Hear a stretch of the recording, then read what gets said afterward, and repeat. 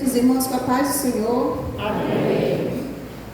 Convido os irmãos para abrir nossas Bíblias em Romanos, capítulo 16.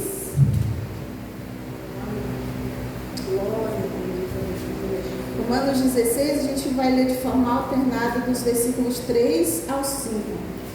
Queria desde já agradecer a oportunidade concedida pelo dirigente dessa congregação.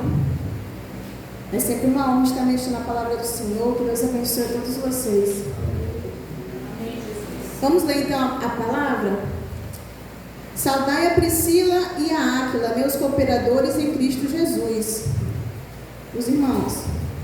Os quais pela minha vida expuseram a sua cabeça, porque não só eu que agradeço, mas também todas as igrejas dos gentios. Todos. Saudai também a igreja que está em sua casa. Saudai a Epêneto, meu amado, que é as primícias da Ásia em Cristo. Amém. Poder sentar. Glória a Deus. Eu achei bem interessante o convite e o tema que vocês estão explorando durante essa linha de ministrações, que é a respeito das mulheres da Bíblia. E essa mulher que hoje nós vamos falar, que é Priscila, esposa de Áquila, judeu, estavam ali, se encontraram com Paulo e começaram a formar uma história que acabou entrando para a palavra, para o cânone cristão, que nós hoje, até hoje lembramos de quem é Priscila. E a gente vai lembrar de muitas pessoas famosas que a gente prega, né? A gente prega sobre Davi, prega sobre os profetas, Elias, Eliseu, sobre muita gente que teve histórias muito marcantes, muito bonitas, muitos milagres foram operados através de grandes servos de Deus. Mas tem personagens na Bíblia que às vezes aparecem pouco, mas que têm realmente lições maravilhosas para nos ensinar. E Priscila era uma personagem que eu nunca parei para estudar, como parei agora com essa oportunidade que foi dada.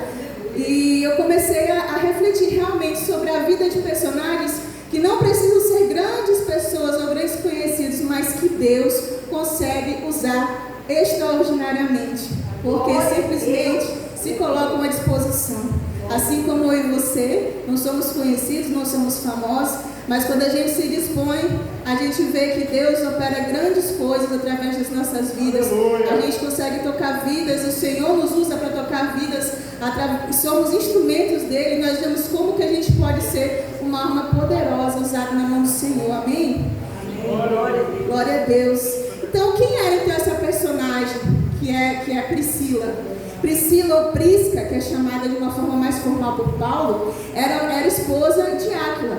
Áquila era um judeu, né? Apesar do nome para nós hoje parecer feminino, Áquila era um homem e ele era judeu, e possivelmente Priscila também era judia, que morava em Roma. Só que em Roma surgiu um imperador chamado Cláudio, que ele disse que os judeus todos deveriam sair da cidade de Roma. Ele começou a perseguir os judeus lá. E a Áquila e Priscila, eles tinham um negócio que era fazer tendas. Eles eram comerciantes, eram acostumados a fazer tendas e mexer com couro para vender para os soldados romanos. Quando eles se viram perseguidos na cidade de Roma, eles foram para Corinto. E lá em Corinto, em Atos capítulo 18, vai falar que eles se encontraram com Paulo, fizeram amizade com Paulo, e a partir daí surgiu a história deles no cristianismo. Então, Priscila era esposa de Áquila, era uma mulher trabalhadora e era uma mulher que sempre vai aparecer na Bíblia acompanhada de seu esposo. Sempre vai aparecer a expressão Priscila e Áquila, porque eles sempre estavam juntos. Então a gente vai ver algumas passagens que ela vai aparecer, que a primeira que nós lemos em Atos, nós lemos em Romanos 16, mas vai aparecer em Atos 18, contando essa história de como que foi que eles conheceram Paulo. Depois aqui em Romanos, Paulo agradecendo a cooperação deles, porque em certo momento eles têm que se dispersarem. Paulo passa um tempo com as pessoas, um tempo em uma cidade, e de repente Deus chama ele para outros lugares. Mas as pessoas que Paulo instruiu naquela cidade, elas continuam o ministério. E de fato, Áquila e Priscila continuaram o ministério em Éfeso, onde encontraram Apolo, que era um grande pregador. Vocês lembram daquela passagem que tem uma igreja que fala: eu sou de Paulo, eu sou de Apolo, porque Paulo Deus, ele era muito eloquente. Mas quando Áquila e Priscila conheceram Apolo, ele não conhecia ainda o cristianismo por inteiro. Eles não sabiam do batismo com o Espírito Santo. Só conheciam o batismo nas águas, que era chamado batismo de João, batismo de arrependimento. Então Áquila e Priscila sentaram com ele e foram explicar como é que era o caminho do Senhor, diligentemente. E é isso que acontece em Atos 18. Em Romanos aqui, Paulo vai agradecer então essa cooperação que existiu entre os três ali, porque eles moraram juntos, ficaram fazendo tenda juntos um bom tempo, porque era o ofício de Paulo. Paulo também era fazedor de tendas. Paulo não era um missionário que vivia só da obra, ele vivia fazendo as tendas, e a palavra que vai falar que aos sábados ele ia às sinagogas para discutir sobre o cristianismo com os judeus e tentar converter a todos aqueles que quisessem se converter. Então esse ofício era dividido entre os três, mas quando acaba essa cooperação, de repente eles começam a prosseguir caminhos diferentes, mas a palavra vai dizer que existia uma igreja na casa de Priscila. E aqui, saudai também a igreja que está em sua casa, na casa de Priscila e Áquila, porque lá existia uma igreja que cresceu e continuou sendo difundida ao longo dos anos. E a gente vai ver que em 1 Coríntios vai ter outra menção a essa mesma igreja para dizer, essa igreja continuou na casa de Áquila e de Priscila. Eu fiz esse começo para a gente entender o contexto, né? Mas a gente tira algumas lições da vida de Priscila, porque ela viveu relacionamentos com propósito. E eu acho isso muito bonito, irmãos, porque chega um momento da nossa estrada com Deus que a gente não vive sem propósito. Que as coisas que acontecem na nossa vida, elas vão construindo propósitos para o nosso futuro, para a gente crescer na fé, para a gente não continuar o mesmo, para a gente ser crente melhor, para a gente continuar na presença de Deus, com aprendizados e podermos ensinar algo para as gerações que estão vindo, independente da nossa idade, mas nós vamos colecionando experiências com Deus, e os nossos relacionamentos não são diferentes. Vai chegar um tempo na nossa caminhada, se isso não acontecer ainda com você, e Deus vai tirar algumas pessoas da sua vida, algumas amizades, alguns conhecidos, a presença de alguns parentes, para te moldar, para a gente ser melhor. E vai aproximar pessoas de Deus que vai trazer mais experiência para a sua vida, acrescentar mais ensinamento para a sua vida, acrescentar mais poder de Deus para a sua vida, e vai te influenciar a buscar mais dele. Aleluia! Eu creio nisso, irmãos, porque a gente vai pedindo também isso do Senhor. Eu tenho certeza que você pede para continuar mais firme. E não tem como a gente continuar mais firme na presença do Senhor se a gente estiver acompanhado de pessoas que nos levam para longe de Deus. Então é uma coisa automática, né? Deus vai afastando pessoas ruins e colocando pessoas que nos aproximam dele. E a gente também vai aprendendo a discernir essas coisas, porque Deus nos deu intelecto para isso, nos deu sabedoria, nos deu discernimento. E a gente vai percebendo que durante a caminhada, Deus vai preparando tudo. Deus vai preparando o nosso coração, vai preparando a nossa mente, a nossa visão, vai preparando as companhias. E não foi diferente na vida de Priscila. Priscila já tinha um casamento abençoado por estar com um homem companheiro. E de repente ela faz uma amizade poderosa em Deus, que é Paulo. Se encontra num propósito. Paulo também estava vindo de outra cidade, lá em Atos 18. Ele estava vindo de uma cidade e Áquila e Priscila estavam vindo de Roma, estavam vindo fugidos. E essas três pessoas se encontram em Corinto. E por coincidência, porque para Deus eu acredito que essas coisas não existem, os três faziam o mesmo ofício. Imagina você encontrar a pessoa que faz a mesma profissão, tem a mesma fé, uma fé que estava surgindo, uma fé ameaçada, uma fé que estava sendo perseguida, e de repente essas três pessoas se encontram e começam a fazer a obra do Senhor com eloquência, começam a aprender o Senhor juntos, começam a fazer a obra com mais fervor. Aleluia, porque quando a gente está acompanhado, a gente vai mais longe. Aleluia. A gente não percebe isso só no casamento, mas também há amizades assim que nos levam para mais longe. Eu tenho percebido que Deus tem feito isso muito na nossa vida, na minha e do Eloy. Não só no nosso casamento, que nós temos entendido mais de Deus, que o ministério é o casal. Não só isso, mas também Deus tem aproximado pessoas que são de Deus, que têm visões parecidas, que também nos influenciam a ir mais longe no Senhor. Aleluia.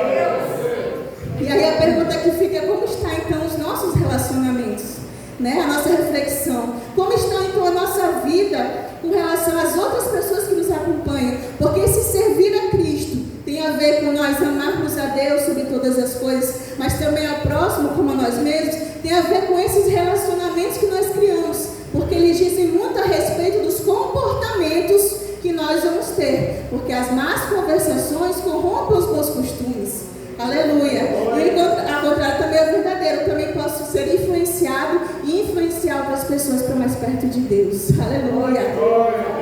E aí a gente vê que a partir do momento em que Áquila e Priscila têm esse contato com Paulo, começa então a aparecer na Bíblia esse ministério que eles têm, que é um ministério de ensino, né? Que aí eles vão encontrar com Apolo, como eu já falei, e eles percebem que Apolo ainda não sabe tudo a respeito da palavra. E aí eles vão falar, vão corrigir Apolo no secreto. Eles chamam sabiamente Apolo, vem cá, nós vamos conversar agora sobre aquilo que você pregou. Então, você conhece o batismo de João, mas ainda tem outras coisas que Jesus já manifestou, que o apóstolo Paulo teve revelação, que os discípulos já estão discutindo nos seus concílios, e que você precisa saber para você ser um pregador mais eloquente da palavra. E aí eles ensinam Apolo, e Apolo continua pregando em outras cidades. Agora ele vai para Corinto.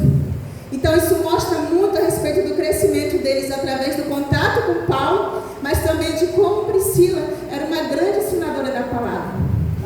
Tem estudiosos, inclusive, que falam que Priscila era a escritora de Hebreus, da carta aos Hebreus, né? Mas não tem uma coisa comprovada. Mas como o nome dela às vezes aparece na frente do marido, as pessoas dizem que muito possivelmente no ministério ela aparecia muito mais até que seu esposo. Mas eu não vou sustentar isso porque eu não defendo consagração de ministério feminino, né? Mas é uma curiosidade.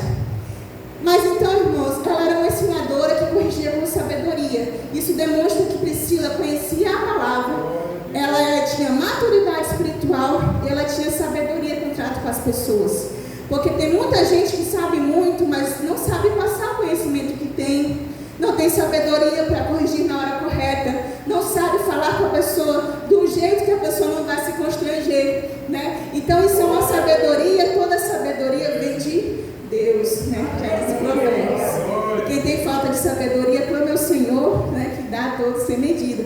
Mas, irmãos, isso é muito interessante. Como uma mulher que, numa sociedade que é extremamente machista, não se resigna ao fato de ser mulher, mas tem tanta fome e sede de Deus e continua buscando o conhecimento da palavra.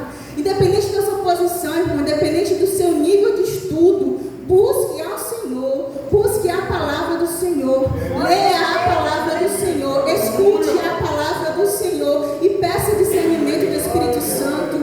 Deus tem sabedoria para dar a todo aquele que procura, irmãos. Isso não está restrito a uma classe só de obreiros ou de pessoas X e Y, não. Isso é disponível para você, é disponível para a criança, é disponível para o adolescente, para o jovem, para o velho, para todo mundo que procurar.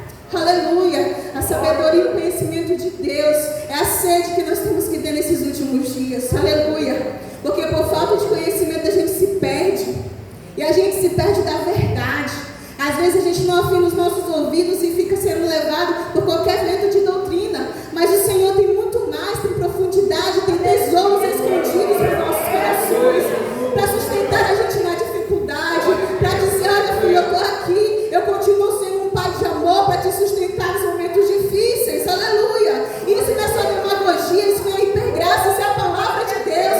Que diz que nós podemos nos apoiar e sustentar em Deus, que é o Pai que é um Pai de amor, bondoso e carinhoso, sempre disposto a nos ouvir. Aleluia! Mas isso a gente só sabe se a gente conhece o Senhor, se a gente busca o Senhor, se a gente aprofunda na palavra, se a gente procura estar mais perto dele, buscar discernimento do Espírito Santo. Aí a gente não se corrompe. Aleluia! Aí mais à frente a gente vai vendo outras passagens lá aqui em Romanos 16, que achei muito interessante também a respeito de Priscila, que fala que pela minha vida, Paulo falando, pela minha vida expuseram sua cabeça. Quer dizer que Áquila e Priscila estavam dispostos a morrer pela causa do Evangelho. Não era só por Paulo que eles estavam dispostos a expor a sua cabeça, quer dizer, estavam dispostos a morrer pela causa que Paulo também sustentava, que era a pregação do Evangelho. Mesmo Paulo sendo perseguido, eles deixarem de apoiá-lo e de estarem também a perigo de perder as suas vidas. Aleluia. Disposto a arriscar a própria vida por amor a esse evangelho. Que fé é essa, irmãos? Que fé é essa que está também, muitas das vezes, a gente negocia a nossa fé com pequenas coisas do nosso dia, né? Nosso tempo, às vezes a gente não quer sacrificar para parar para buscar o Senhor, para ler a palavra, o nosso conforto, as nossas prioridades. A gente não renuncia muitas das vezes, mas eles estavam dispostos a renunciar à própria vida, ao futuro que poderiam ter, ao dinheiro que poderiam gastar, aos sonhos que poderiam ter, aos lugares que poderiam querer ir. Eles não queriam ligar para isso, porque para eles morrer era lucro. Viver é Cristo, mas morrer é lucro. Essa palavra de Paulo também ecoava no coração deles. Eles sabiam que valia a pena morrer pelo ministério, pelo evangelho de Cristo, porque para eles a fé deles era tão fervorosa que rodeava a mente e o coração deles a ponto de eles entregarem a vida. Eles saberem que se fosse necessário morrer pelo evangelho, eles não renunciariam a Cristo e a que eles acreditavam, porque eles sabiam quem tinha dado a vida para eles e para onde que eles iam depois que eles fossem mortos. Aleluia. Glória a Deus.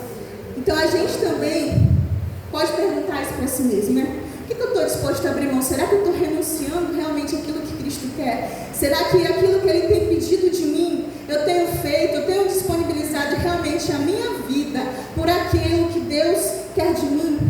Eu sei o que Deus quer de mim, né? Será que eu estou tão próxima dele a ponto de dizer, eu sei que Ele quer que eu renuncie isso e eu vou renunciar por amor dele? Ou será que a gente está vivendo uma fé superficial, que por qualquer coisa negocia para estar no conforto e esquece de viver as renúncias que Cristo tem exigido de nós? Aleluia. Glória a Deus.